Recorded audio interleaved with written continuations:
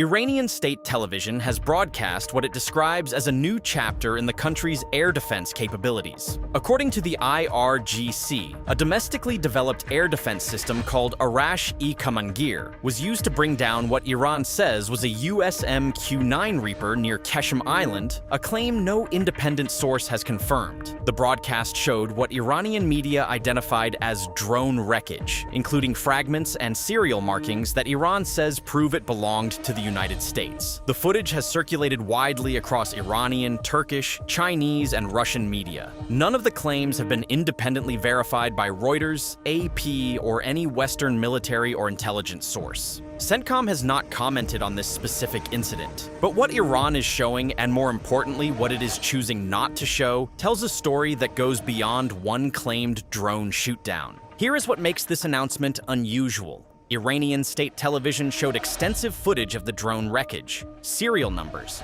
fragments of components, pieces of what Iran says were electronic systems from the MQ-9. But it did not show the Arash-e-Kamangir system itself. The IRGC described it as a classified national security asset and said the system's design, deployment locations, and operational details would remain confidential. When a military force unveils a new weapon, it usually shows the weapon. Iran showed what it says are the results and kept the weapon hidden. That choice is either a security precaution designed to protect a genuinely new capability from being studied and countered, or it is a way to amplify a claim without providing the kind of evidence that could be independently evaluated. Both readings are possible. Neither has been confirmed. The name Arash-e-Kamangir is drawn from one of the most deeply rooted legends in Persian culture. Arash was a mythical archer who climbed to the top of a mountain and fired a single arrow with such force that it traveled an extraordinary distance before landing and defining the borders of Iran. The legend says he sacrificed his life force to power the shot. Naming an air defense system after a figure who defended Iran's borders with a single decisive strike is not a marketing choice. It is a message aimed at a domestic audience that understands the reference immediately and at a regional audience that reads the symbolism as a statement about Iran's willingness to defend its airspace with whatever it takes. The name itself has drawn obvious attention across Iranian media and online discussion. Because Iran has not shown the system, analysts are working from the wreckage footage and from the operational context to assess what the Arash-e-Kamangir might be. Speaking to Al Jazeera, Mark Hilborne, a senior lecturer in security studies at King's College London, noted that Iran has become increasingly self-reliant in missile and drone technologies. He argued that modern warfare is increasingly favoring inexpensive, mobile systems capable of threatening much more expensive platforms. Outside analysis cited by Al Jazeera suggests the system may rely on electro-optical or infrared-style guidance rather than traditional radar tracking. If that assessment is correct, it could mean the system emits little or no radar signature that a target aircraft would easily detect. The drone or aircraft being tracked would not know it was being targeted until the interceptor was already in flight. That would represent a significant tactical advantage, particularly against slower-moving platforms like the MQ-9 Reaper.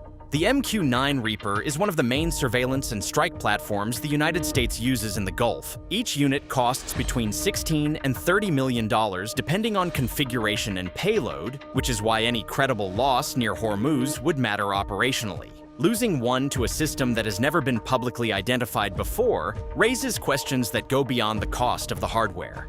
If Iran has developed or acquired a mobile air defense platform that can engage and destroy Reapers without being detected in advance, the operational calculus for every US drone mission near Iranian airspace changes. The Arash-e-Kamangir announcement did not land in isolation. It came during the same week that saw CENTCOM confirm strikes near Bandar Abbas. The IRGC claim a retaliatory strike on a US base in Kuwait, and follow-on reports citing Bloomberg say missile debris injured about 5 Americans at Ali al-Salem. The IRGC also claimed earlier this week that Iranian systems detected an F-35 and forced it to disengage after a separate drone engagement, a claim no independent source has verified. But the accumulating Iranian claims are building a narrative of air defense capability that, if even partly true, would shift how the Hormuz confrontation is read.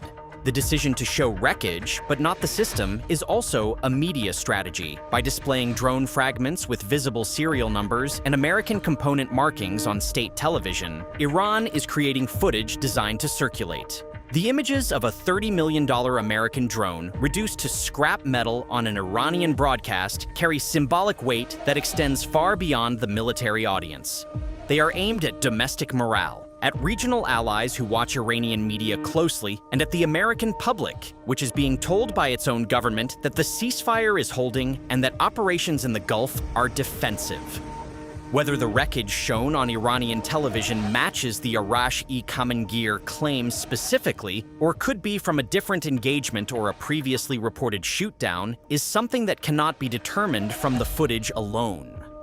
The broader issue raised by analysts is not just one system or one drone. It is about a strategic shift in how asymmetric forces fight against technologically superior adversaries. Hilborne's observation to Al Jazeera pointed to Iran's extensive use of low-cost Shahed drones as an example of how Tehran has adapted to the economic realities of prolonged conflict. The Arash-e-Kamangir, if it exists as described, would represent the defensive mirror of that same approach. Cheap, mobile, concealable systems that can destroy platforms costing tens of millions of dollars. A Reaper costs up to $30 million. If the system that destroyed it costs a fraction of that, the exchange ratio favors Iran regardless of how many drones the United States can replace. What is notable about the Arash-e-Kamangir claim is not just what Iran is saying, it is what Washington is not saying. CENTCOM has not commented on this specific incident. The Pentagon has not addressed the claim. American media coverage of the announcement has been limited compared to the attention it has received in Middle Eastern, Russian, Chinese, and Turkish outlets. That silence could mean the claim is not credible enough to answer. Or it could mean Washington sees no advantage in discussing an unverified report about possible losses or vulnerabilities. Both interpretations are speculative. But the asymmetry in coverage between Western and non-Western media on this story is itself a data point. The most provocative element of the broader Iranian claims this week is not the claimed Reaper shootdown. It is the assertion that Iranian systems detected an F-35, one of the most advanced stealth aircraft in the world, and that the pilot chose to disengage after realizing the aircraft had been identified. If that claim were true, it would mean Iran has developed or acquired sensor technology capable of tracking fifth-generation stealth fighters. That would be a fundamental shift in the regional military balance. The claim has not been verified. It may be entirely fabricated. But the fact that Iran is making it publicly during a week of active military confrontation suggests either genuine confidence in a new capability or a calculated bluff designed to deter further American air operations near Iranian airspace. Iran's air defense network was widely viewed before this phase of the war as aging, radar-heavy, and vulnerable to suppression. The campaign was supposed to degrade those systems further, but the pattern of claims emerging from Tehran in the final weeks of May tells a different story. Drones are being claimed as shot down. Wreckage is being shown. A new system name has been introduced, and the operational tempo of Iranian air defense activity appears to be increasing rather than decreasing. Whether that represents a genuine technological leap or an elaborate information campaign built around wreckage from other engagements is the question that no one outside Iran's military establishment can answer with certainty.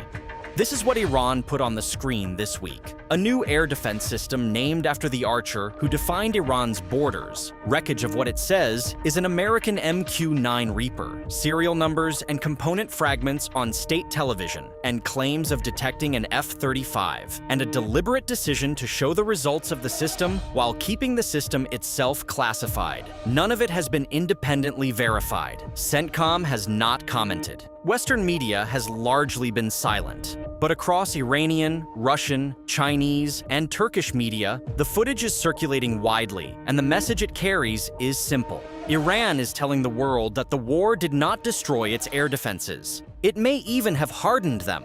Whether the Arash-e-Kamangir is real, exaggerated, or somewhere in between, the strategic effect of the announcement is already visible. It forces the United States to recalculate the risk profile of every drone mission near Iranian airspace. It feeds a domestic narrative of resilience and technological self-reliance. It provides allied media across the region with footage that undermines the image of unchallenged American air dominance. And it lands during a week when American personnel were injured in Kuwait, drones were lost, and the ceasefire was violated by both sides. The arrow that Arash fired in Persian legend traveled farther than anyone expected. Iran is betting that the system named after him will do the same. Subscribe to WLA for daily geopolitical analysis.